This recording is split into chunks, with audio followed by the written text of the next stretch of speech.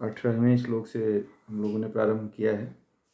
तो भगवान श्री कृष्ण अर्जुन को कह रहे हैं कि जो शत्रु मित्र को समान देखता है, मान अपमान में समभाव रहता है, सर्दी गर्मी और सुख दुख में एक समान रहता है और संसार में आसक्त नहीं होता, और जो निंदा स्तुति को समान समझता है, जो मननशील है, जिस किसी प्रकार भी निर्वाह हो उसमें संतुष्ट रहता है तथा रहने के स्थान से मोह करने वाला नहीं है,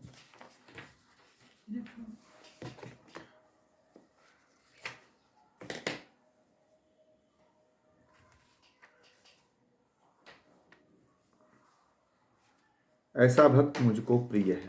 जो मेरे परायण हुआ, श्रद्धा से युक्त व्यक्ति ऊपर वर्णित धर्म भाव अमृत का निष्काम भाव से सेवन करता है, वह मेरा यानी कि परमात्मा का अति प्रिय है। ईश्वर का प्रिय कैसे बने, भक्त कैसे बने, भक्त व्यक्ति कैसे बनता है, भक्ति को कैसे धारण करता है और भक्त कौन होता है, ये बहुत महत्वपूर्ण बात होती है।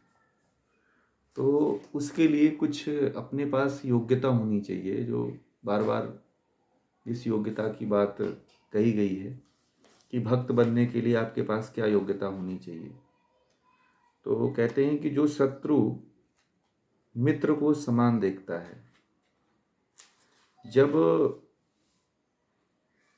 भक्त भाव, जब परमात्मा के भाव में जब जीने लगता है व्यक्ति, जब ईश्वरीय भाव में जब जीने लगता है, तो उसकी जो भावना होती है वह दोस्त हो या मित्र हो या दुश्मन हो, सभी में समान भाव रख करके देखता है, किसी के अंदर भी भेद की दृष्टि नहीं रखता है।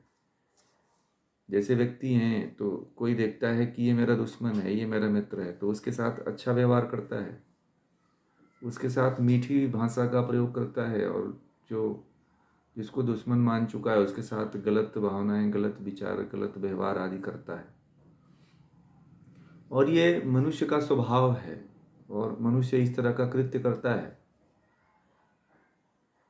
कि अगर किसी से दोस्ती हो गई तो जान न्यौछावर कर देता है, और दुश्मनी हो गई तो फिर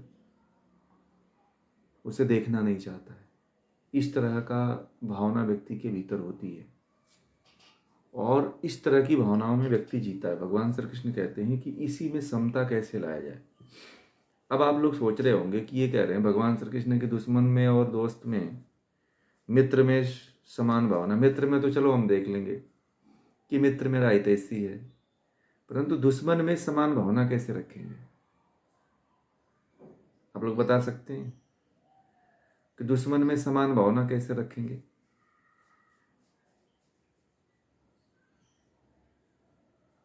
गुण को ग्रहण करके। और बताइए।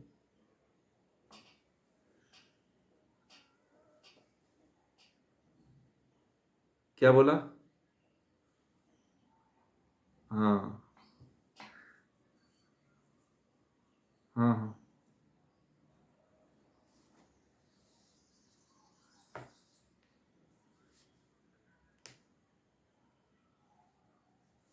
हम्म। ये बात तो दूसरी हो गई। अब यहाँ पे तो ये तो अति की बात हो गई। ठीक है, उसने अति कर दिया था शिशुपाल ने, तो उसका अंत करना पड़ा। अति का अंत होता है, किसी भी चीज का जब अति हो जाती है तो उसका अंत निश्चित है। हाँ, तो मैं ये कह रहा हूँ कि अगर शत्रु है मित्र है तो उसमें समान भावना कैसे? समान भावना की बात हो रही है, ठीक है, समान भावना की। अब जो जो आप दो दो तीन लोगों ने इसका उत्तर दिया, ठीक है, नहीं वो माफ कर दोगे फिर भी वो तो एक गांठ तो पड़ी जाती है। कबीरदास जी कहते हैं ना, रहीमदास जी कहते हैं, रहीमन धागा प्रेम का मत तोरे चटकाए, जोरे से फिर ना जुड़े, जुड़े गांठ पड़ जाए। तो गांठ तो पड़ जाती है, फिर भी समानता का भाव कैसे आएगा? ये बहुत महत्वपूर्ण बात है ना, कि आप समान भावना कैसे देखोगे?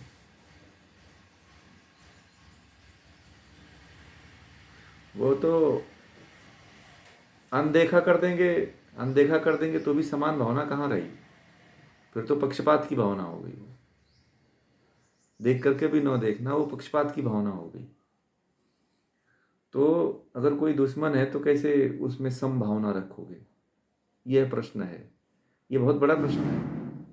और वहाँ पे अगर समान भावना नहीं रखोगे तो आपके मन में क्लेश उत्पन्न हो जाएगा,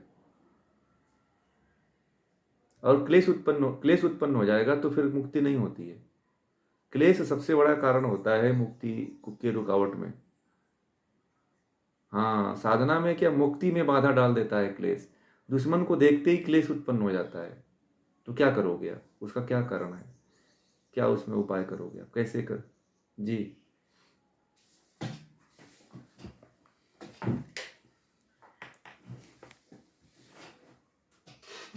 नहीं, शत्रु नहीं।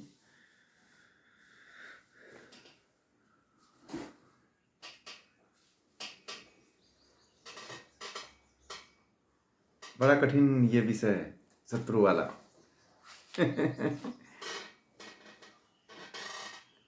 कि आज के समय में किसको पहचान पाएंगी, कौन शत्रु है, कौन मित्र है, कौन दोस्त है?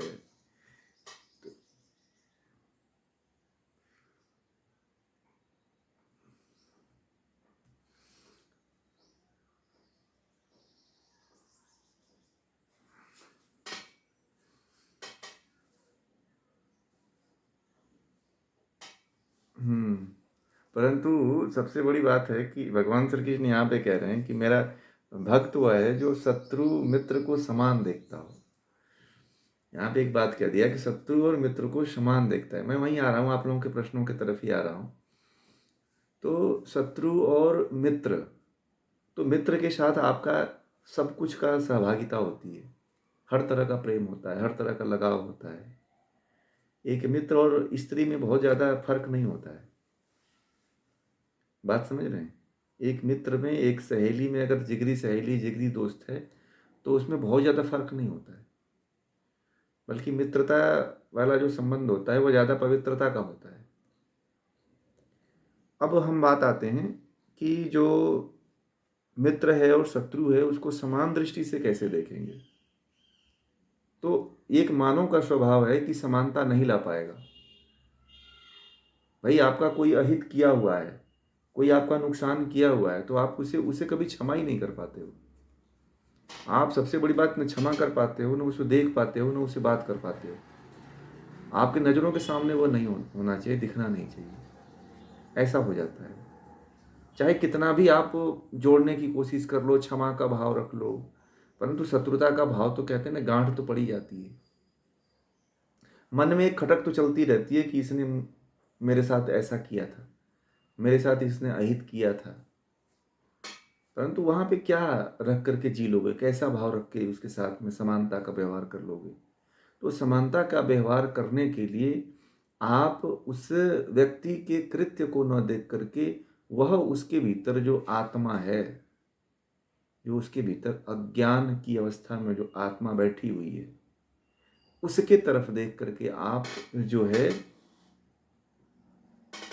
समानता का व्यवहार कर सकते हो। आप उस व्यक्ति के प्रति नहीं जो शरीर रूप में दिख रहा है, उस व्यक्ति के तरफ नहीं, जो उसके भीतर आत्मा है, जो अज्ञान की अवस्था में। वहां पे आपको ये ध्यान देना पड़ेगा कि यह अज्ञान की अवस्था में है। महात्मा बुद्ध के पास एक व्यक्ति आया और उनके आकर के और खड़ा होकर के उनके सामने उनके मुंह पे थूक दिया, और बहुत गुस्से में थूका और गाली भी दिया। गाली दे के चला गया। उनके आनंद था उनके पास में खड़ा हुआ। बड़े अजीब आदमी हुआ, आपके मुंह पे थूक भी दिया और आपको 10 गाली भी दिया और आप कुछ बोले ही नहीं। तो महात्मा बुद्ध ने कहा, उसकी पीड़ा को देखो ना, इतना वो पीड़ा, बहुत पीड़ा में है, उसे क्या कहूँ। उसकी आत्मा बड़े पीड़ा की अवस्था में है। वह व्यक्ति, उसकी आत्मा गलत नहीं है, वह व्यक्ति अपने जो उसके शत्रु हैं उन शत्रुओं से ग्रसित हो चुका है। अपने शत्रुओं के कारण खिन्न होकर के दूसरे को वह खिन्न कर रहा है, दूसरे को परेशान कर रहा है। जो अपने आप से परेशान होता है वह दूसरे को भी परेशान करता है। तो अभी कहा ना, ये भूमिता जी ने कहा कि हमारे जो शत्रु हैं, जब तक व्यक्ति स्वयं से नहीं परेशान होता है तब तक दूसरे को परेशान कर ही नहीं सकता। जो व्यक्ति अपने काम, क्रोध, लोभ, मोह, मद, मात्सर्य ममता आदि के वेगों को नहीं रोक पाता है, वह व्यक्ति दूसरे के प्रति भी वही व्यवहार करता है, और जो रोक लेता है वह दूसरे के प्रति अच्छा व्यवहार करता है, क्योंकि अपने साथ भी अहित नहीं होने देता है। तो इसलिए जो है आप जो है उसके आत्मा को, आत्म तत्व को देखने का प्रयास करिए, वहाँ पे उस व्यक्ति को नगण्य करिए, और उसके भीतर बैठी हुई जो आत्मा कराह रही है, आत्मा पीड़ा में है, आत्मा द्वंद्व में है, जब इस तरह का भाव आप लेकर के खड़ा कर देंगे, जब इस तरह के भाव को आप सोचने लग जाएंगे, तो तब जाकर के समानता का भाव आ जाएगा। क्योंकि आत्मा तो मान लीजिए जैसे आप और हम हैं, ठीक है। अब मान लीजिए कि आप और आपके पति हैं, पुरुष है स्त्री है, दोनों पति पत्नी हैं, पिछले जन्म में दुश्मन थे। शरीर को पता है क्या? नहीं पता है। परंतु उन जो आत्माएं हैं, वो आत्माएं तो आकर के शरीर धारण कर ली ना। फिर आप उस जो आपके सामने पति है, या आपका जो लड़का बन करके जन्म लिया है, उसके प्रति द्वेष की भावना है? नहीं है। इसलिए केवल शरीर से जो है, उस शरीर से जो है आप दुश्मनी का भाव रखो, आत्मा का भाव, जो उसके भीतर आत्मा है उसके साथ समानता का भाव कर लो। ये सबसे अच्छा तरीका है। क्यों? क्योंकि जो आत्मा है, ये शरीर तो नष्ट हो जाएगा, ये शरीर तो नश्वर है, ठीक है। वही आत्मा फिर दूसरी जगह जन्म लेगी। अगर मान लो आपके पुत्र के रूप में ले लिया, अपने पुत्री के रूप में जन्म लिया, तो उसको तो स्वीकार कर लेते हो ना। आपको पता नहीं होता है, स्वीकार कर लेते हो। और ये भी भाव रखो कि चलो क्यों दुश्मनी करना। एक तरीका ये भी है कि समानता का भाव ऐसे भी रख सकते हो कि ये शरीर तो नश्वर है, एक दिन इसको नष्ट हो जाना है, क्या किससे झगड़ा, किससे झंझट करना। ये भी भाव सोच करके आप समानता का व्यवहार कर सकते हो। बात समझ में आ गई? तो इस तरह से समानता के व्यवहार की तरफ आप जा सकते हैं। व्यक्ति से नहीं, व्यक्ति की आत्मा को, नमस्कार व्यक्ति का नहीं होना चाहिए, व्यक्ति की आत्मा का होना चाहिए, ठीक है। व्यक्ति विशेष में कमियां हो सकती हैं, परंतु आत्मा को यदि अब आप नमस्कार करते हो, आत्मा को यदि आप पहुंचते हो, आत्मा को यदि आप जानते हो, आत्मा से आप अनुनय भी नहीं करते हो, तो आत्मा इस चीज को जरूर स्वीकार करती है या अस्वीकार करती है। तो इसलिए आत्म तत्व तक पहुंचने का अपना संबंध आत्मा से, आत्मा का कनेक्शन रखिए। शरीर से शरीर का कनेक्शन जो है घातक होता है। आत्मा से जो आत्मा का कनेक्शन होता है वही वास्तविक कनेक्शन होता है। अब यही बात यहाँ पे समझने वाली होती है। आप शरीर से रखोगे ना, तो हर शरीर में बुराई है, हर शरीर में कमियां हैं, और पूरी लड़ाई, पूरा द्वंद्व जो है शरीर को लेकर के हो रहा है। इसलिए शरीर से ऊपर उठवा, आत्मभाव में जब आप देखना शुरू कर देंगे, तब जो है आपके अंदर से समत्व की भावना, समान भावना आ जाएगी, चाहे शत्रु हो चाहे मित्र हो। फिर कहते हैं कि मान और अपमान।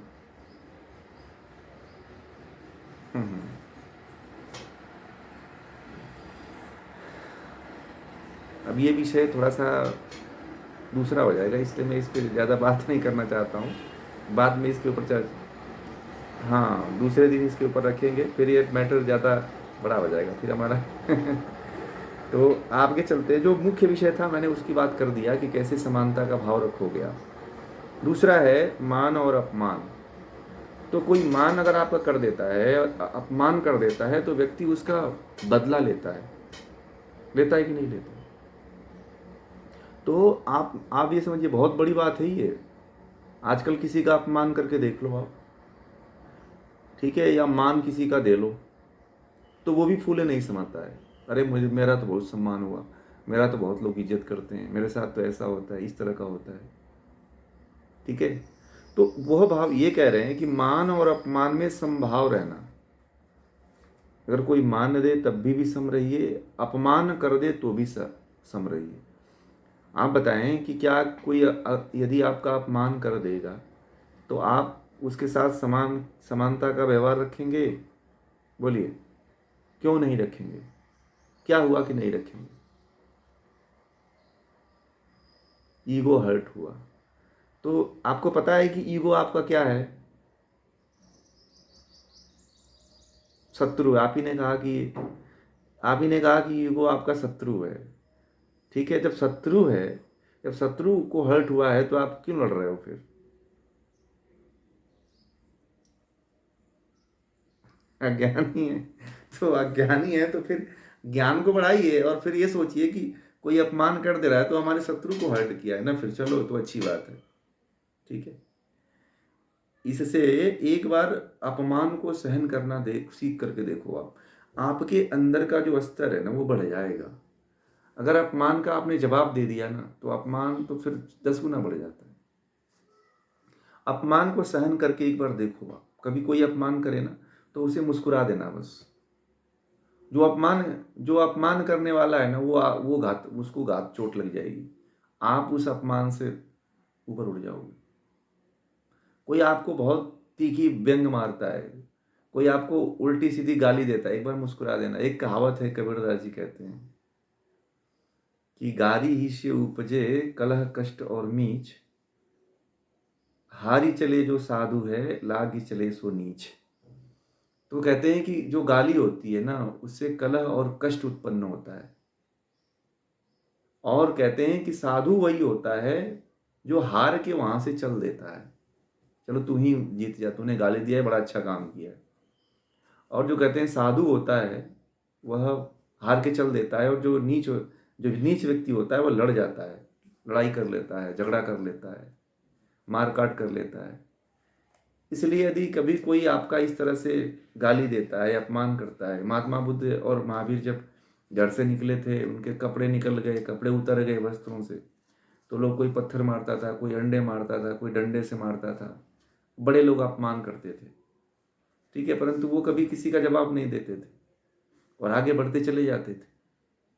तो अपमान सहन करके करने की क्षमता अपने अंदर विकसित करिए। यह क्या होता है कि अपमान जो है व्यक्ति को बहुत ऊंचाइयों पर, बहुत अहंकार को ऊंचा कर देता है।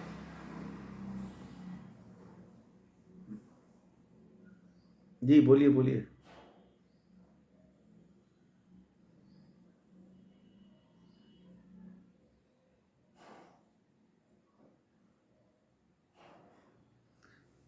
हाँ, वहां पे तो करिए, वहां पे तो करिए। जैसे कि यदि मान लीजिए एकदम अति हो जा रही है, जब एकदम अब वह अपने आप ही से बाहर आ रहा है, तब तो आपको उसका जवाब देना पड़ेगा।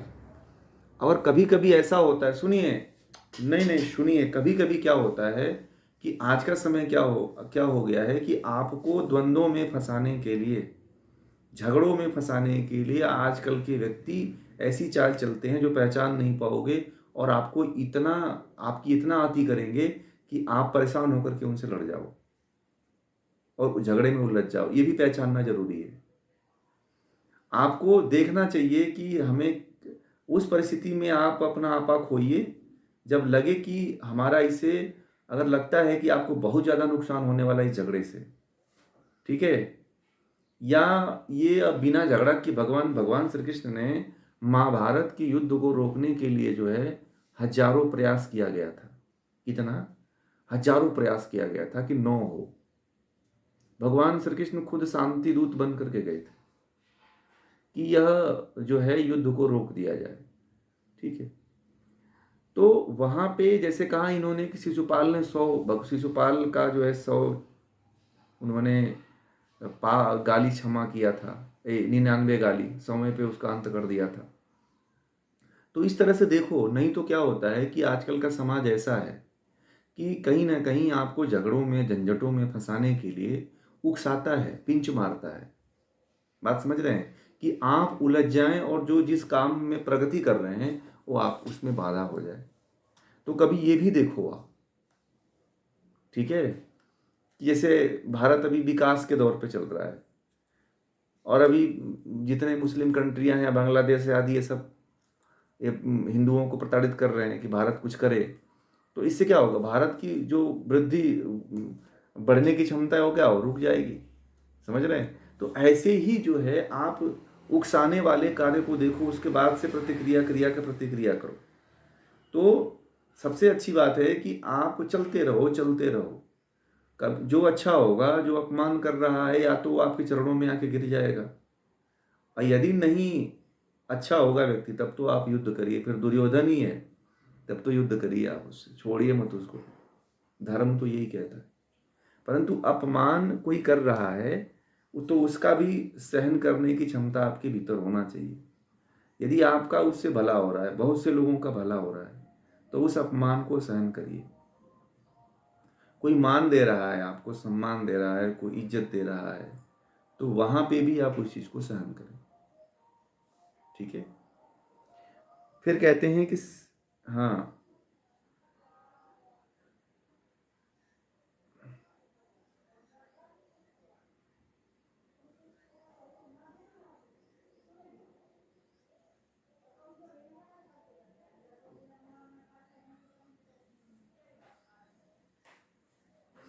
आप या आप उसकी उपेक्षा करिए, आप उसकी उपेक्षा करिए, अवॉइड करिए उसको, और अपने आप को उन लोगों के बीच से और उन लोगों की संगति से दूर करके अच्छे कामों में, जैसे कि स्वाध्याय करना है, इन सब कामों में लगाइए। क्योंकि उन व्यक्तियों की संगति से आपको ये तो पता चल गया कि ये नुकसान ही होने वाला है, मुझे कुछ न यहाँ कुछ लाभ होने वाला है न वहाँ लाभ होने वाला है, तो उस संगति से अपनी संगति को हटा करके अच्छे संगति में डालिए। अगर आपके आस पास नहीं है लोग, तो ऑनलाइन जुड़ रहे हैं, बहुत अच्छी बात है, ऑनलाइन संगति तो अच्छी है ना, तो तो उसके साथ जुड़े रहिए। सबसे अच्छा तरीका तो मैं यही कहूँगा। अब देखिए, हर जगह हर तरह हर समय जो है आपको चौकन्ना रहना पड़ेगा, आपको ही अपनी सुरक्षा करनी पड़ेगी, नहीं तो ऐसे लोग खड़े हैं कि आपको कहीं पे भी ध्वस्त कर सकते हैं। इसलिए उनसे बचने का एक ही तरीका है कि आप उनको हटा लो। देखिए, संसार के लोग, संसार पहले से ऐसे ही रहा है, ठीक है। और भगवान राम के काल में भी ऐसे लोग रहे, भगवान श्री कृष्ण के भी काल में वैसे लोग रहे, तो दुष्ट लोगों की कमी नहीं रहती है, वो हर समय रहते हैं, लोग अपने कर्मों का फल भोगते रहते हैं। परंतु बुद्धिमान और कहते हैं कि ज्ञानी व्यक्ति वही है जो इसको समझ करके आगे बढ़ता है। ठीक है। बुद्धिमान वही है जो अपने आप को अलग कर लेता है। बुद्धिमान वह होता है जो मूर्खों की सभा में नहीं बैठता है। मूर्खों की संगति, आचार्य चाणक्य कहते हैं कि बुद्धिमान वही है जो मूर्खों की सभा में और मूर्खों की संगति में नहीं बैठता है। ठीक है।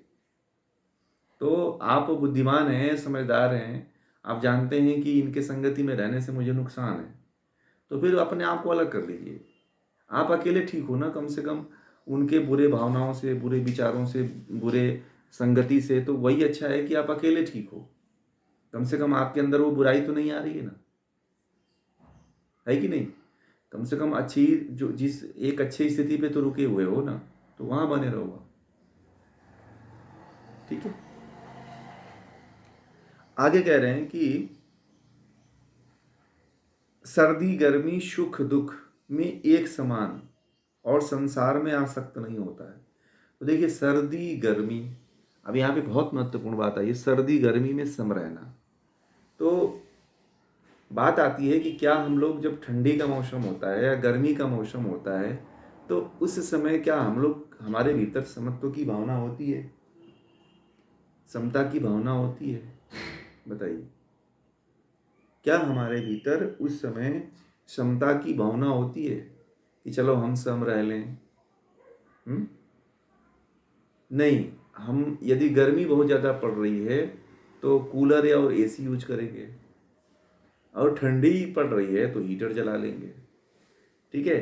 कभी कभी प्रकृति के, देखिए, मैं ये नहीं कह रहा हूँ कि आप पूरी तरह से ठंडी में जा करके और कपड़ा उतार करके बैठिए, परंतु जो प्रकृति जो हमें दे रही है उसको थोड़ा थोड़ा अपने ऊपर आने देना चाहिए।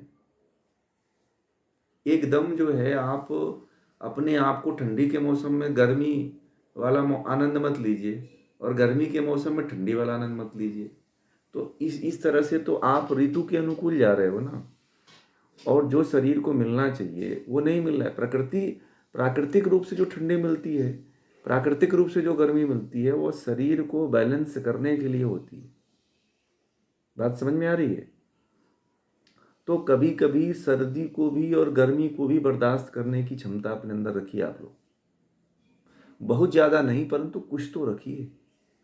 मैं कह रहा हूँ कि 90% मत रखिए, परंतु 10% तो रखिए कि 10% जो ठंडी आ रही है या गर्मी आ रही है तो उसको आप सहन कर पाएँ। ठीक है? इतना आप ज़रूर करने का प्रयास करें। इतना यदि आप करते हैं तो आपके अंदर एक विशेष गुण की उत्पत्ति होगी। आपके अंदर सहन शक्ति को, आपका तप बढ़ेगा। इसी को तपस्या कहते हैं। तप का मतलब ये नहीं होता है कि एक पैर पे खड़े हो गए आप। महर्षि पतंजलि ने कहा है कि सर्दी गर्मी भूख प्यास मान अपमान जय पराजय लाभ हानि, इसको जो इसमें जो सम रहता है उसी को तपस्या कहते हैं, तप कहते हैं। तो ये अपने अंदर थोड़ा थोड़ा विकसित करिए। और कहते हैं कि संसार में और सुख और दुख में, मान लीजिए कि सुख पड़ गया तो बड़ा आनंद में होते हो, बड़ा खुशी मनाते हो, पटाखे छोड़ते हो, ये करते हो वो करते हो। और दुख आ गया तो फिर भगवान रोने लगते हो कि अरे मुझे दुख मिल गया, दुख मिल गया, मुझे पता नहीं कब, मैं कितने दिनों से परेशान हूँ, दुख मुझे परेशान कर रहा है, पीड़ा दे रहा है, कष्ट दे रहा है, हैं? परेशान हो जाते हैं। तो न दुख में ज़्यादा परेशान, दुख हो तो उसको भी सहन करिए, चलो परमात्मा दे रहा है तो हम सहन कर रहे हैं। सुख मिले तो उसको भी सहन करो, उसको भी सीमित मात्रा में आप भोग करो। ये नहीं कि आपाक होकर के आप एकदम सड़क पे उछल कूद मचाने लगे या उदंडता करने लगे या दूसरे को परेशान करने लगे, ऐसा नहीं। एक सम भाव बने रहना। और कभी भी कह रहे हैं कि संसार में आसक्त नहीं होना चाहिए। संसार में आसक्त होने का मतलब कि संसार की किसी भी वस्तु या पदार्थ के प्रति अटैचमेंट नहीं रखना है। कोई भी संसार की वस्तु है या पदार्थ है या कोई और अन्य वस्तु है तो उसके प्रति बहुत गहरी अटैचमेंट या लगाव नहीं रखना है, नहीं तो वो आपको दिक्कत करेगा। क्योंकि संसार में देखिए, आपको नहीं पता है, संसार में एक छोटी से लेकर के एक बड़ी वस्तु से अटैचमेंट हो जाता है। बोलिए, होता है कि नहीं होता है? आप देखना, संसार में एक छोटी वस्तु है या बड़ी वस्तु है, किसी भी वस्तु से जो है आपका अटैचमेंट हो जाता है। होता है कि नहीं होता है? होता है। आप देखना, एक कोई भी एक पदार्थ है, एक छोटा सा पदार्थ है तो उससे भी हो जाता है। खाने वाला पदार्थ है, पीने वाला पदार्थ है, या आपके यूज की कोई वस्तु है, जो यूज की वस्तु नहीं है, उससे भी कहीं ना कहीं आपका एक बहुत गहरा अटैचमेंट हो जाता है। और उसको छोड़ने पे भी आपको बड़ा कष्ट होता है। आप कपड़ा पहनते हो ना, तो कपड़ा फट जाता है तो उसका भी बड़ा लोग दुख करते हैं। आप जिस बर्तन में खाते हो बर्तन भी खो जाता है या कोई ले लेता है तो उसका भी बड़ा रोष हो जाता है, कष्ट हो जाता है। तो संसार में चाहे छोटी वस्तु है, चाहे बड़ी बड़ी वस्तु है, चाहे व्यक्ति हो, चाहे कोई भी वस्तु हो, उसके प्रति बहुत ज़्यादा आसक्त नहीं होना चाहिए।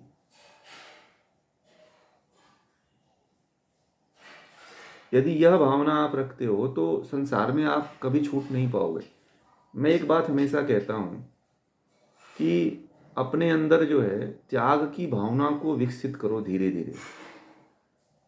तो छोटी छोटी वस्तुओं को यदि आपसे छूट जाती हैं या कोई ले लेता है या कोई कुछ हो जाता है या कहीं गिर जाता है तो उसके प्रति बहुत ज़्यादा चिंता मत करो, बहुत ज़्यादा शोक मत करो। अभी कुछ दिन पहले मैंने एक सोशल मीडिया पे एक जो है मैं वीडियो देखा था, या तो उस वीडियो में ऐसा था कि एक छोटी सी बच्ची थी और मोबाइल से लेकर के वो बाहर, माँ बाप ने उसको मोबाइल खेलने के लिए दिया था और बाहर वो खेल रही थी, बाहर निकली और मोबाइल उसका नाली में गिर गया। ठीक है। और वह लड़की इतना शौक हुई कि उसका ऐसे लिखा हुआ है कि उसका जो है ब्रेन की नसें कुछ क्रैक हो गई और उसकी आवाज़ चली गई। शौक हो गई कि अब तो मेरे मम्मी पापा मुझे मारेंगे। तो वस्तु का आसक्ति माँ बाप ने दिलाया था उसको, डर था उसके अंदर कि हम मोबाइल तो गिर गया, अब क्या होगा। एक छोटी सी बच्ची थी, 2-4 साल का था। वो अपने माँ बाप के डर के कारण वो इतना शौक में चली गई कि उसकी थोड़ी ब्रेन की थोड़ी सी नसें कहीं फटी थी और क्लॉटेड हो गया जाके ब्रेन में, उसकी आवाज़ चली गई, आवाज़ ही नहीं आ रही है उसकी। तो क्या होता है, ये वस्तु के प्रति अटैचमेंट होता है। अब जैसे बहुत से लोग हैं, मोबाइल खो जाता है तो लगता है कि अब कहीं बहुत बड़ी बात खो गई। कोई वस्तु खो जाती है, कुछ पैसा खो गया, पेन खो गया या कुछ भी खो जाता है, तो इतना गहरा अटैचमेंट है कि व्यक्ति उससे निकल नहीं पाता है। कई दिनों तक शौक में रहता है, कई दिनों तक चिंता में रहता है, कई दिनों तक तनाव में ग्रसित रहता है कि मेरी ये वस्तु खो गई, सोचता रहता है उसके बारे में। घर वाले समझाते हैं कि हम दूसरा ला देंगे, दूसरा कर देंगे, ऐसा कर देंगे, वैसा कर देंगे, परंतु उसके माइंड में वो घुसता भी नहीं है। इसलिए छोटी छोटी वस्तुओं के प्रति आसक्त नहीं होना चाहिए। जब व्यक्ति छोटी छोटी वस्तुओं के प्रति आसक्त होना छोड़ देता है, तब जा करके वह बड़ी वस्तुओं को त्याग कर पाता है।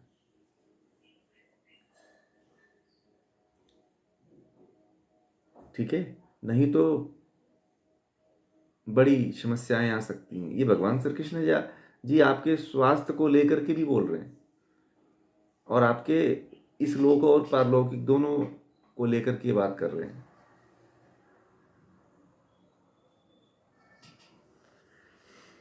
और आगे कहते हैं कि जो निंदा स्तुति को समान समझता है। अगर मान लीजिए कि कोई आपका निंदा करे, कोई आपकी बुराई करता हो और कोई प्रशंसा करता हो, तो उसमें भी आप सम बने रहो। जैसे मान लो कि कोई आपकी बुराई करता है, तो आप उसके प्रति एकदम क्रोध हो जाते हैं, अरे देखो मैं इसके साथ ऐसा काम करता हूँ, मेरे साथ बुराई कर रहा है। उसको करने दो, आप उसकी जो आदत है उसकी आदत को मत स्वीकार करो। ये तो उसकी आदत है, यह कह लो। आप वहां पे यह कह लो कि ये तो उसकी आदत है। आप उसे स्वीकार ये मत कह करके कर लो कि ये तो मुझे ऐसा कहा, मत कहो। आप जब हो ही नहीं तो स्वीकार क्यों कर रहे हो? बोलिए। जब आप गलत हो नहीं, या जो आपको वह आपकी की बुराई कर रहा है कि यह व्यक्ति ऐसा है, तो आप स्वीकार क्यों कर रहे हो? इसका मतलब चोर के दाढ़ी में तिनका। यदि आप हो तो उसे स्वीकार कर लो कि चलो हमारे अंदर ये बुराई है, मैं इसको दूर करूंगा। ठीक है। फिर उसको कहते हैं कबीरदास जी कि निंदक नियरे राखी आंगन कुटीर छवाए। तो यदि आपकी वो जो निंदा कर रहा है और लगता है कि हमारे अंदर ये जो निंदा कर रहा है बुराई के रूप में है, तो उसको हमेशा उसे मित्र बना के रखो और बोलो कि तुम मेरी इसी तरह से बुराई करते रहो कि मैं जो है अपने अंदर की बुराइयों को निकाल सकूं। ठीक है। तो बुराई जो कर रहा है उसको करने दीजिए। अगर आप नहीं हैं तो उसका कोई प्रतिक्रिया मत दो। अगर लगता है कि वो बुराई कर रहा है तो उस बुराई को स्वीकार करके उसको दूर करने का प्रयास करना है, और उस व्यक्ति के प्रति कोई क्रिया प्रतिक्रिया नहीं करना है। चाहे वो आप अच्छे हो और तभी भी आपकी बुराई करता है, तभी भी उसका कोई जवाब मत दो। और बुरे हो तो उस समय उसकी प्रशंसा करो, उसको खाना खिलाओ, उसको पानी पिलाओ, उसको लड्डू खिलाओ, बर्फी खिलाओ, चाय पिलाओ। ठीक है, कि आपकी और वो बुराई करे। इससे क्या होगा कि आपके अंदर की जितनी बुराइयां हैं आपको पता चलेगी कि मेरे अंदर ये बुराइयां हैं, और आप उन बुराइयों को छोड़ दोगे और बहुत आगे निकल जाओगे। तो यह भाव आपके अंदर होना चाहिए।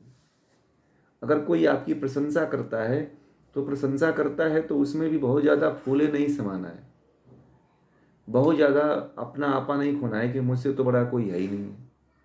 देखो मेरा लोग प्रशंसा करते हैं, मैं आज बहुत बड़ा हो गया हूँ, मैं बहुत सेलिब्रिटी हो गया हूँ, मैं बहुत बड़ा ज्ञानी हो गया हूँ, मैं बहुत बड़ा फलाना चीज़ हो गया हूँ।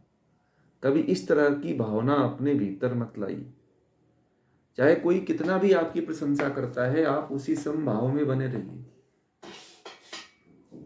क्योंकि प्रशंसा जो होती है व्यक्ति के अंदर अहंकार उत्पन्न कर देती है। प्रशंसा जो होती है व्यक्ति के जीवन में अध्यात्म मार्ग में बाधा उत्पन्न करती है।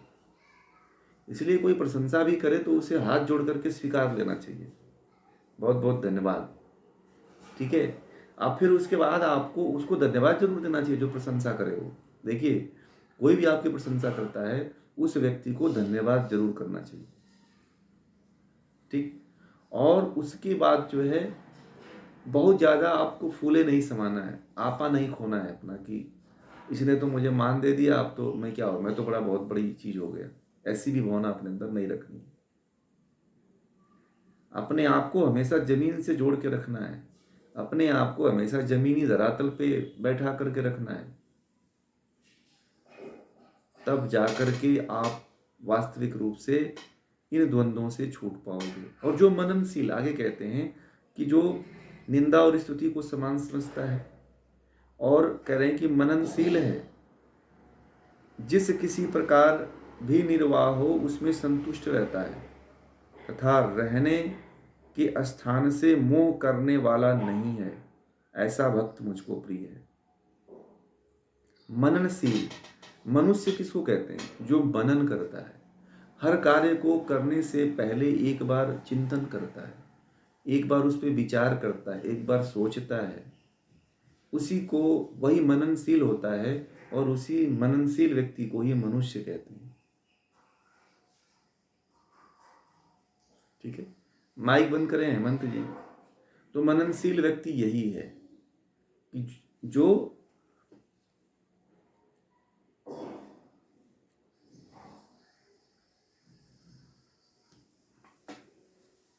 ठीक है, तो मननशील व्यक्ति होना चाहिए आपको। कोई भी कार्य करो तो आप उसको करने से पहले सोचो कि क्या मैं ये काम सही कर रहा हूँ या गलत कर रहा हूँ, ये क्या भले के लिए कर रहा हूँ, भलाई के लिए कर रहा हूँ, अच्छाई के लिए कर रहा हूँ या बुराई के लिए कर रहा हूँ। यदि आपको लगता है कि यह अच्छा के लिए नहीं है तो मत करिए, आपको लगता है कि यह इससे बुरा होने वाला है तो भी मत करिए। अच्छा है तो जरूर करिए, अच्छा है तो उसको सब खूब प्रसन्नता के साथ, खूब मस्ती के साथ करिए। ठीक है। और कहते हैं कि रहने के स्थान से मोह करने वाला नहीं है, ऐसा भाव भक्त मुझको प्रिय है। अब बता दें आप लोगों को, अब जिस घर से बड़ा मोह हो जाता है कि मैं तो इस घर को छोड़ ही नहीं सकती या छोड़ नहीं सकता। तो देखो, जितने हमारे ऋषि मुनि योगी लोग हुए, वो रहने के स्थान से कभी मोह नहीं करते थे कि मुझे तो यहीं रहना है। साधु बहता रहता है। तो आपको हमेशा यह भाव रखना चाहिए कि हमें कोई भी जो स्थान बना रहे हो, घर बना रहे हो, तो आप उसमें ये नहीं सोचना है कि मुझे तो यहीं जीना है, यहीं मरना है, इसी घर में मैंने पैदा हुआ था, इसी घर में मरना है। तो घर के प्रति भी लोग आसक्त हो जाते हैं। उनसे कहो कि चलो आप हमारे साथ में साधना करो, बोले नहीं, हम घर कैसे छोड़ सकते हैं, हमारा इतना बड़ा घर है, हम घर को कैसे छोड़ सकते हैं। मेरे साथ लोग बड़े जुड़ते हैं, बोलते हैं कि मैं साधना करनी चाहते हैं या करना चाहता हूँ। मैंने कहा कि फिर आप हमारे साथ कुछ दिन जुड़िए। बोले कि हमारे ना घर में कोई है नहीं और बहुत बड़ा घर है, मुझे ही देखना पड़ता है। तो मैंने कहा आसक्ति छोड़ो, कब तक भोगोगे घर। वही बात भगवान श्री कृष्ण कहते हैं कि भक्त वह है जो जहाँ पे रहता है उससे आसक्ति नहीं करता है। अब जहाँ रहते हो वो आपका घर है, तो घर से आसक्ति है कि नहीं है? बोलिए। आपके अपने बेड से आ सकती है, आपके रूम से आ सकती है, सोफे से आ सकती है, चेयर से आ सकती है, किचन से आ सकती है, डाइनिंग रूम, टेबल, जितना है सब अपना, खिड़की, दरवाजा, गमले, फूल, पौधे, उससे बहुत बड़ी घनिष्ठता है, बहुत बड़ी आ सकती है। है कि नहीं है? आपको कह दिया जाए कि छोड़ दो इसको, अरे कैसे छोड़ेंगे, मैंने पूरा अपना जीवन लगाया है। हैं? आप कह रहे हो छोड़ दो। तो आपको एक किराएदार की तरह रहना चाहिए। घर में कैसे रहना चाहिए? किराएदार की तरह रहना चाहिए। भगवान श्री कृष्ण ये कह रहे हैं कि आपको किराएदार की तरह रहना चाहिए कि अगर आज मकान मालिक कह दे कि घर छोड़ के खाली करना है तो फिर तैयार हो जाओ कि मुझे खाली करना है। यह भाव आ गया तो घर से भी आसक्ति नहीं होगी। नहीं तो आस्थान से लोगों को आसक्ति हो जाती है कि यार ये तो मेरे लिए बहुत लक्की घर है, लक्की स्थान है, लक्की बेड है, लक्की रूम है। तो इस तरह से लोगों को आसक्ति हो जाती है अपने स्थान को लेकर के। तो स्थान को लेकर के आसक्ति नहीं होना चाहिए। योगी तो ऐसा होता है कि बहता रहता है पानी की तरह। इस भाव को आप लोग अपने जीवन में धारण करना। भगवान श्री कृष्ण अपने बचपन से लेकर के मृत्यु तक एक स्थान पे नहीं रहे। आप भगवान श्री कृष्ण को ही मत लीजिए, बहुत से लोगों को ले लीजिए, बहुत से महापुरुषों को ले लीजिए। तो आसक्ति स्थान के प्रति भी नहीं होना है, या आस्थान, ये स्थान के प्रति बहुत लोग हैं। उनको कह दो कि आपको साधना करनी है, बोले अरे मैं ये छोड़ नहीं सकता, ये जगह नहीं छोड़ सकता। आपको ध्यान लगाना है, आपको साधना करनी है, तप करना है, बोले नहीं नहीं मैं तो ये स्थान ही नहीं छोड़ूंगा, ये सिटी नहीं छोड़ूंगा, ये शहर नहीं छोड़ूंगा, मैं तो इसी शहर में जन्म लिया हूँ, इसी शहर में मरूंगा। ये भाव रहता है लोगों का। तो ये बहुत छोटी एक आपको कुएं का मेढक बना देगी। जो यह सोच होती है, जो यह भावना होती है, वह व्यक्ति को कुएं का मेढक बना देती है। और जो ज्ञान संसार में जो इससे कहीं और अधिक है, वहां तक व्यक्ति नहीं पहुंच पाता है। जिस व्यक्ति को एक स्थान पर नहीं ठहरना चाहिए। मैं आप लोगों को एक दिन कहा था कि देश दुनिया में घूमा करो, भारत में ही कम से कम घूम लिया करो, दुनिया में नहीं जा सकते हो तो। अब तो करीब 52 या 70 या 50 या 60 देश ऐसे हो गए हैं जो भारत के लिए वीजा फ्री कर दिए। तो जाओ घूमो, विदेशों में भी जाके घूमो आप लोग। आप देखो वहाँ के कल्चर को, वहाँ के लोगों को, वहाँ की संस्कृति को, वहाँ की कला को देखो आप। तो एक बहुत बड़ा ज्ञान होता है। लोग कहाँ कहाँ, दक्षिणी पोल पे, उत्तरी पोल पे लोग जा करके घूम रहे हैं आजकल। तो आप जाके घूमो दुनिया। भारत में करीब हजारों तीर्थ स्थल हैं, लोगों को नहीं पता है कितने हैं। कहते हैं कि करीब 6,000 कि 7,000 हैं तीर्थ स्थल हैं, लोगों को नहीं पता है। पता है हर शहर में हर शहर में कम से कम 10-15 तीर्थ स्थल हैं, इससे कम नहीं। आप जहाँ वहाँ पे जाकर घूमो, देखो दुनिया, आपको पता चलेगा। साल में 1-2 बार तो घूमने का प्रोग्राम बना के रखो, या महोत्सव होता है तो हम लोगों के साथ आ जाओ आप। पूरे भारत घुमा देंगे। ठीक है, ये पूरे भारत में महोत्सव हो रहा है तो आप अपने हम लोगों के साथ में आते रहो आप लोग। हर जगह, हर साल, हर जगह नया नया जगह होता है, तो वहाँ आओ आप लोग, तो घूमने का एक नया मजा आएगा। एक स्थान पे पड़े रहने के लिए मत जियो आप लोग। भगवान श्री कृष्ण कह रहे हैं, मैं नहीं कह रहा हूँ। एक स्थान पे मरो मत कुएं का मेढक बन करके। समझ में आ रही है बातें? विदेश के लोग गीता नहीं पढ़ते हैं, कम पढ़ते हैं। देखो दुनिया में, पूरे भारत में घूमने के लिए आते हैं, और ऐसी ऐसी जगह घूमते हैं भारत में आकर के, अंग्रेज और जापानी और रसियन, और कि वहाँ पे इंडियन नहीं जा पाते हैं। हम लोग किष्किंधा में गए थे घूमने के लिए, वहाँ पे गली के एक एक पहाड़ की कंदराओं में घुसे हुए हैं अंग्रेज और विदेशी आकर के, और इंडियन वहाँ पहुँच ही नहीं पाते।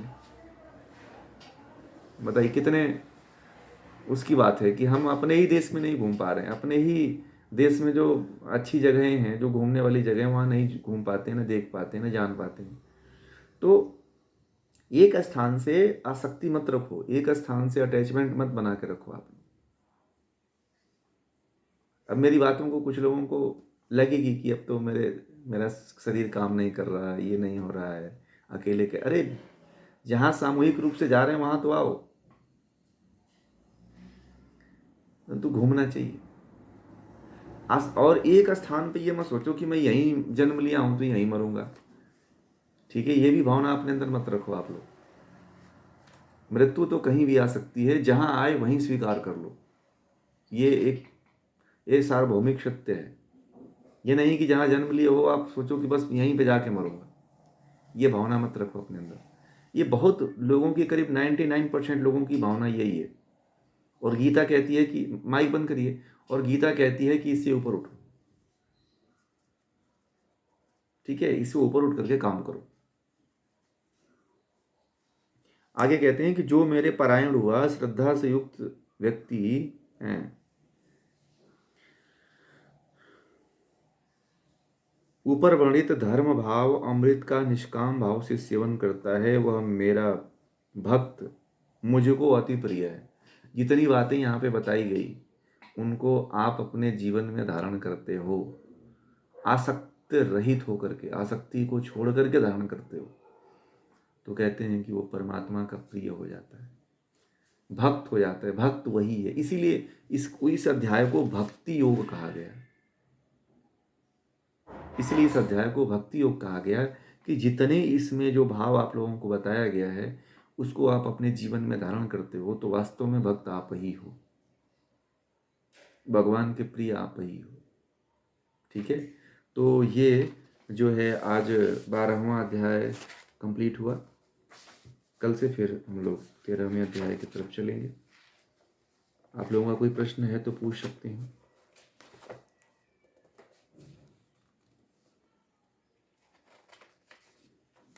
जिनका भी कोई प्रश्न है पूछिए।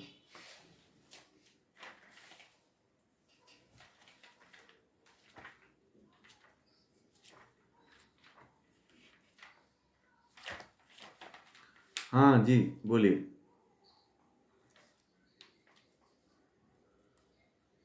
जी, बताएं बताएं।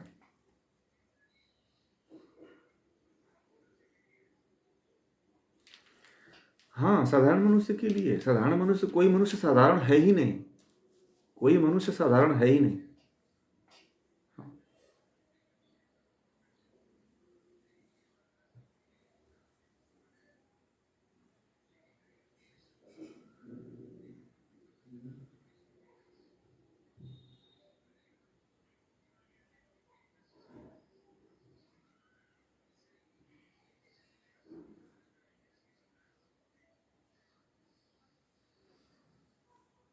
तो देखिए, ये बहुत अच्छी बात है आपकी। मैं उसका जवाब आपको बता रहा हूँ। जब देश देश का जो शासक होता है, जो जब क्षत्रिय होता है, तो जो जो देश चलाता है, तो वह छात्र धर्म का निर्वहन करता है। और छात्र धर्म के लिए यह शिक्षा नहीं दी जाती है। यह जो भक्त होता है, जो भक्त के मार्ग के, भक्ति के मार्ग पे चल रहा है, जो ईश्वर को प्राप्त करने के मार्ग पे चल रहा है, यह उसके लिए है, एक क्षत्रिय के लिए नहीं है। क्षत्रिय का धर्म तो केवल युद्ध ही है, उसको तो इधर उधर नहीं देखना है। अब जो राजा है तो उसको तो क्षत्रिय धर्म का निर्वहन करना पड़ेगा। उसके लिए मनुस्मृति में पूरा क्षत्रिय के लिए क्या करना है पूरा बताया हुआ है कि आपको कैसे लड़ना है, कैसे युद्ध करना है, कैसे आपको राजनीति कूटनीति के, माइक बंद कर लें, कैसे आपको ये सारे बैलेंस करके चलना है।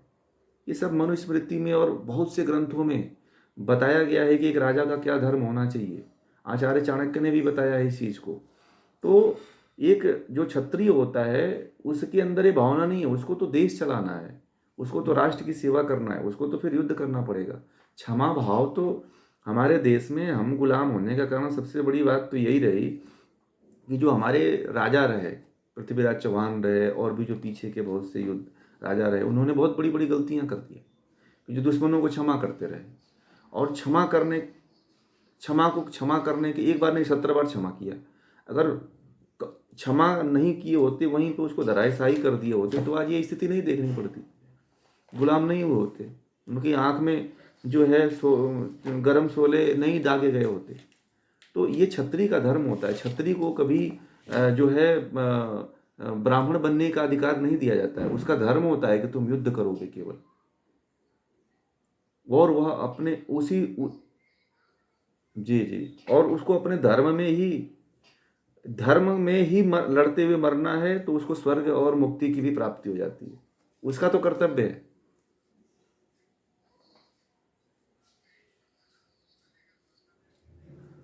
हाँ हाँ, तो नहीं, वहाँ पे युद्ध करना चाहिए, वहाँ पे युद्ध जरूर करना चाहिए। अगर क्षत्रिय है तो क्षत्रिय की शिक्षा अलग से, उसकी अलग से एक एक वेदों में भी उसके बारे में जिक्र है, उपनिषदों में बात है कि क्षत्रिय छात्र धर्म का निर्वहन करना चाहिए। कोई क्षत्रिय है तो उसका छात्र धर्म का निर्वहन करना चाहिए। ये तो जो आध्यात्म के मार्ग पे, जो मुक्ति के मार्ग पे जाना चाहते हैं, ये उनके लिए, एक क्षत्रिय के लिए नहीं है। इसीलिए हमारे देश में वर्ण व्यवस्था जो सब दुनिया के सबसे मजबूत व्यवस्था है, वह व्यवस्था वेदों में बताया गया है। परंतु दुनिया के लोग इसको समझ नहीं पाते हैं।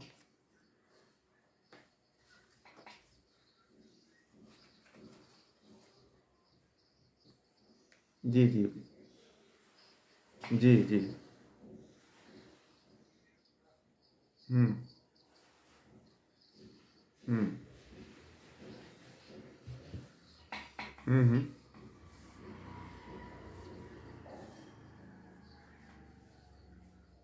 हम्म।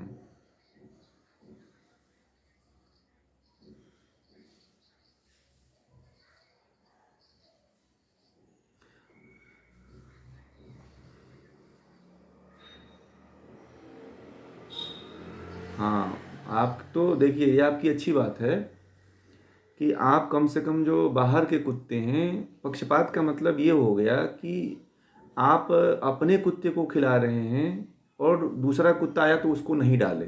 पक्षपात ये हो गया। पक्षपात अब ये नहीं हुआ कि आप अपने कुत्ते को ज़्यादा खिला रहे हो, उनको कम खिला रहे हो। पक्षपात ये नहीं है। क्यों? क्योंकि भाई आपके पास रह रहा है, वो आपके साथ मेहनत करता है, जगता है, आपकी रखवाली करता है, तो उसको तो देना ही पड़ेगा ज़्यादा। तो ये पक्षपात नहीं है। पक्षपात वह हो जाता कि वो भी कुत्ते जो है, वो कुत्ते आ रहे हैं और आपके तरफ एक मासूमियत का चेहरा लेकर के ताक रहे हैं, और आप अपने कुत्ते को घेर करके खिला रहे हो और उन कुत्ते को एक टुकड़ा भी नहीं फेंक रहे हो, तो ये पक्षपात हो गया। परंतु आप जो कर रहे हो बहुत अच्छा कर रहे हो कि चलो उनको भी खिला दे रहे हो। ये पक्षपात की भावना आप में नहीं है, ये पक्षपात में नहीं आता है। ठीक है। हाँ, ये पक्षपात में नहीं आता है, ये आप अच्छा कर रहे हो।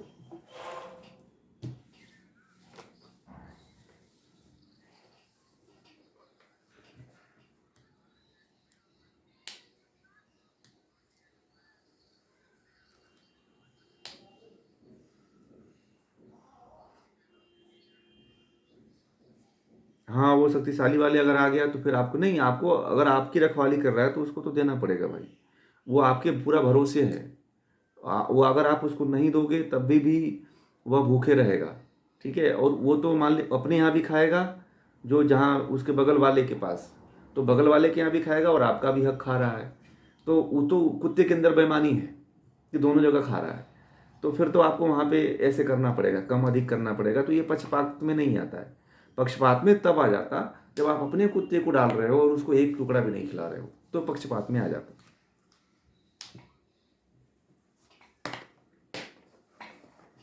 ठीक है।